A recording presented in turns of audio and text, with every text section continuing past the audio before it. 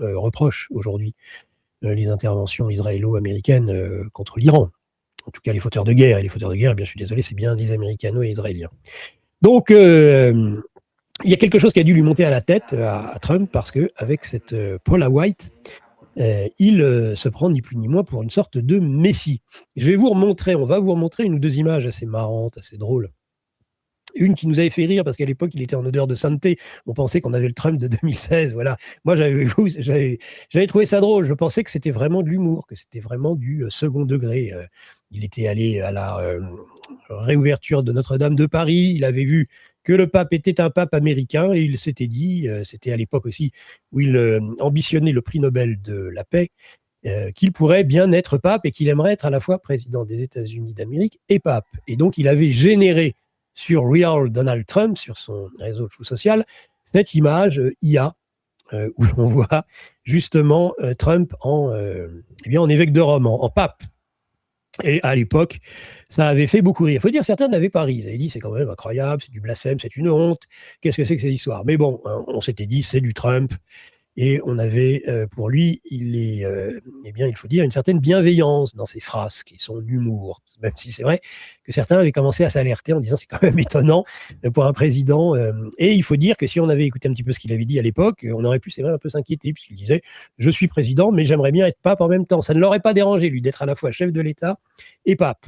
Alors, ceci dit, ça explique, à mon avis, beaucoup de choses sur la suite, ça. Parce que ça explique qu'en fait, derrière, il y avait déjà une espèce de folie narcissique qui était peut-être en gestation chez Trump. Est-ce que c'est une affection mentale? Ça, c'est une autre histoire. Nous ne sommes pas psychiatres, nous ne sommes pas médecins, nous n'avons surtout pas pu accéder à l'intimité de Donald Trump.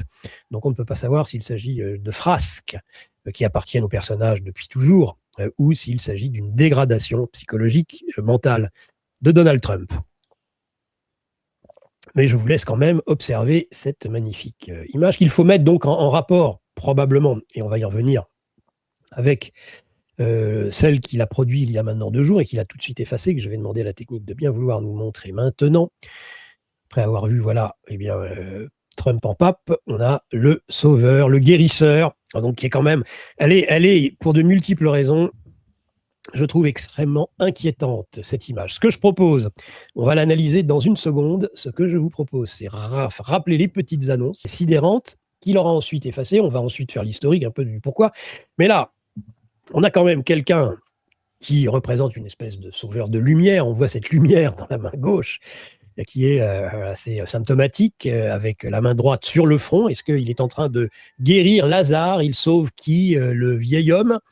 Et faut-il réellement le faire vivre, le vieil homme? Est-ce que le vieil homme, et Trump est aussi un vieil homme, ne doit-il pas mourir pour que renaisse dans une certaine spiritualité, une certaine alchimie, justement l'homme nouveau? Eh bien, lui, il veut guérir le vieil homme. Est-ce que c'est Lazare? J'en doute. Mais en tout cas, on voit aussi des personnes qui prient pour Donald Trump. Alors là, ça devient quand même un peu ennuyeux. Bon, déjà, se passer pour un guérisseur et faire des miracles, c'est inquiétant. Ce qui est encore, et puis alors avec le magnifique manteau rouge sur sa toge blanche, bon, avec le drapeau américain derrière. Et alors, il y a ceux qui prient pour lui. On voit bien l'Amérique profonde avec la casquette, le GI, l'infirmière, ou la femme au foyer, tout le monde sont comme à prie Dieu devant Donald Trump. Bon, ça commence à devenir extrêmement ennuyeux. Bon, vous avez la statue de la liberté derrière. Et puis, alors l'aigle américain, vous n'y couperez pas. Alors, le côté très kitsch, c'est que vous avez un côté religieux et en même temps un côté guerrier avec des avions de chasse américains. Très bien. L'aigle américain, le soldat, et puis alors, ce qu'il y a au-dessus, là, quand même, manque pas d'inquiéter, avec des soldats et puis une espèce d'ange particulier quand même. Hein. Là, à ce que ce soit Lucifer en personne et que nous soyons sur une espèce de possession antéchristique, on peut quand même se poser la question de ce personnage qui est dans la lumière, vous le voyez, avec un petit peu une couronne qui ressemble à celle de la statue de la liberté, sauf qu'il a des ailes, sorte de Golgoth, de je ne sais quoi, enfin une espèce de monstre plus qu'autre chose, un ange déchu peut-être, certes dans la lumière, mais enfin ça a quelque chose de complètement délirant.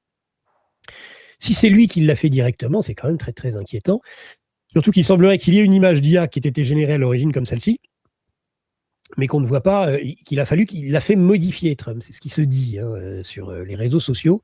C'est-à-dire qu'il a utilisé, il a modifié par IA ce personnage là très inquiétant au-dessus avec ses ailes et son, voilà, merci à la technique de bien nous le montrer, espèce de personnage au-dessus de Trump. Voilà. Voilà, je ne sais pas ce que c'est. Je ne sais pas si quelqu'un a des idées sur le sujet, mais bon. C'est quand même assez embêtant, je trouve. Voilà. Et en tout cas, c'est la façon dont Trump a voulu signifier, bien qu'il, parce qu'il ne le fait pas à n'importe quel moment. Hein, il génère cette image d'IA lorsqu'il est en train de s'en prendre au pape. Donc, il est en fait ni plus ni moins toujours dans cette concurrence. Je pense qu'il y a quelque chose qui tourne pas rond. Alors, est-ce que c'est Paula White ou est-ce qu'il y a quelque chose qui tourne pas rond chez Trump? Mais je trouve qu'il y a 3 séquences qu'il faut mettre bout à bout. Moi, j'avais été très surpris. Il était président élu, mais pas encore président de plein exercice. Hein. Il ne le fut qu'en janvier 2025. Quand il est allé en décembre à la cérémonie d'ouverture, de réouverture plutôt, de Notre-Dame de Paris, déjà, j'avais été très surpris qu'il y aille. J'ai dit, mais qu'est-ce que va foutre Trump? On rappelle, à l'époque, on avait très peur. On disait, c'est la période entre le moment où il est élu et le moment où il va être intronisé. Et ceux qui étaient, et j'en faisais partie, hein, qui espéraient beaucoup de Trump, on craignait qu'une seule chose, c'est que Trump se fasse assassiner, alors qu'ils avaient déjà essayé de l'assassiner durant l'été 2024, qu'il cherche à l'assassiner pendant ce laps de temps où il est président élu et pas encore président de plein exercice, après avoir prêté serment, dont on rappellera qu'il a prêté serment sans poser la main sur la Bible. C'est certainement lui qui réécrit la Bible.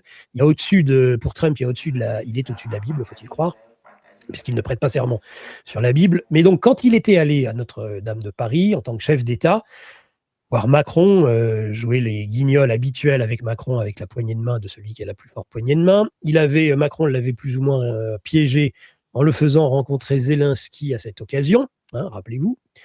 Et Trump avait assisté à l'ensemble de cette cérémonie pour le moins douteuse. Il était venu seul, d'ailleurs, il était venu sans Melania Trump. Il avait été reçu, par contre, avec les honneurs d'un chef d'État qu'il n'était pas encore, avoir prêté serment, dont on rappellera qu'il a prêté serment sans poser la main sur la Bible. C'est certainement lui qui réécrit la Bible. Pour Trump, il est au-dessus de la Bible, faut-il croire, puisqu'il ne prête pas serment sur la Bible. Mais donc, quand il était allé à Notre-Dame de Paris en tant que chef d'État, voir Macron jouer les guignols habituels avec Macron, avec la poignée de main de celui qui a la plus forte poignée de main. Macron l'avait plus ou moins piégé en le faisant rencontrer Zelensky à cette occasion, hein, rappelez-vous. Et Trump avait assisté à l'ensemble de cette cérémonie pour le moins douteuse. Il était venu seul, d'ailleurs, il était venu sans Melania Trump. Il avait été reçu, par contre, avec les honneurs d'un chef d'État qu'il n'était pas encore, même s'il avait été élu triomphalement en 2024. Donc je dirais qu'il y a cette séquence-là, où on se demande cette attirance. On l'avait vu d'ailleurs avec un visage un peu chafouin à cette époque.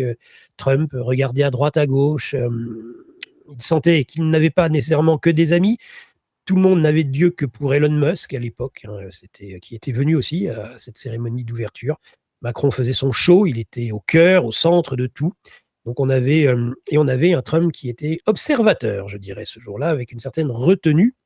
Mais en tout cas, on avait été surpris, ne voyant pas en Trump particulièrement un dévot, même si, moi je veux rappeler un épisode qui était passé un peu inaperçu à l'époque, parce que il y avait énormément d'agitation. C'était après la mort de George Floyd, avec toutes les nombreuses manifestations qui avaient eu lieu à ce moment-là au travers l'Amérique.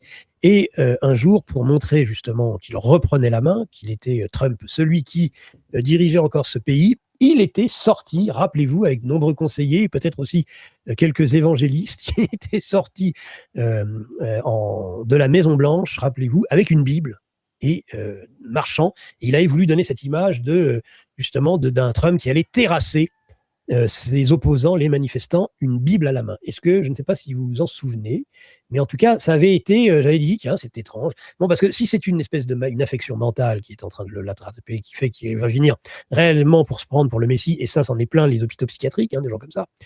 Sauf que là, c'est le président des États-Unis d'Amérique et c'est beaucoup plus ennuyeux. On peut se demander si c'est pas un mal qui petit à petit s'est développé avec donc cette réaction suite aux émeutes après la mort de Floyd. Notre-Dame, la réouverture, l'image en IA où il commence à s'amuser avec des images en pape, et puis alors là, quand même, le clou du spectacle avec donc un sauveur. Qu'est-ce qui s'est passé? Qu'est-ce qui s'est passé pour qu'on en arrive à je dirais, à ce que ça se passe si mal? Si mal entre Léon, alors pape américain, évidemment, le fait que ce soit un compatriote, hein, il s'est d'ailleurs vanté lourdement, Trump, en disant il n'aurait jamais été élu pape, Léon, si je n'avais pas été élu président des États-Unis. Bon, je ne sais pas trop ce que ça veut dire, hein, ou alors c'est parce qu'il considère qu'il est vraiment un président à part, et que donc le monde a voulu se mettre au diapason en élisant aussi un pape américain. On rappelle que aussi de cette période où il était à nouveau Trump venu aussi, hein, à Saint-Pierre-de-Rome. Hein, il avait rencontré Zelensky, rappelez-vous l'épisode avec Foutriquet qui n'a pas le droit à sa petite chaise pour assister à l'entretien. Ils sont à ce moment-là, et d'ailleurs avec un manque de respect absolu, puisque je crois que c'est la cérémonie d'intronisation du pape Léon, je crois, ou bien, non, c'est les cérémonies de la mort, de l'inhumation du pape François, je crois. C'est à ce moment-là qu'ils sont tous venus à Rome. Donc c'est à ce moment-là qu'il y a eu cela. Et donc il était là à nouveau. Donc pourquoi donc cette image générée par l'IA? Parce que déjà le lundi, voilà, il s'en prend au souverain pontife, dont il dit ne pas être un grand fan. Il est très libéral, et donc il lui reproche il lui reproche finalement de faire joujou, dit-il, avec un État qui pourrait avoir la bombe nucléaire. Donc il trouve que finalement le pape lui reproche cette intervention en Iran. Il trouve que sur des questions liées à la criminalité, alors là on change complètement de sujet avec Trump, criminalité, eh bien il est beaucoup trop mou. C'est un faible, il est très faible. Bon, ça c'est une formule de Trump, c'est dès que quelqu'un, je crois que Joe Kent y a eu le droit aussi.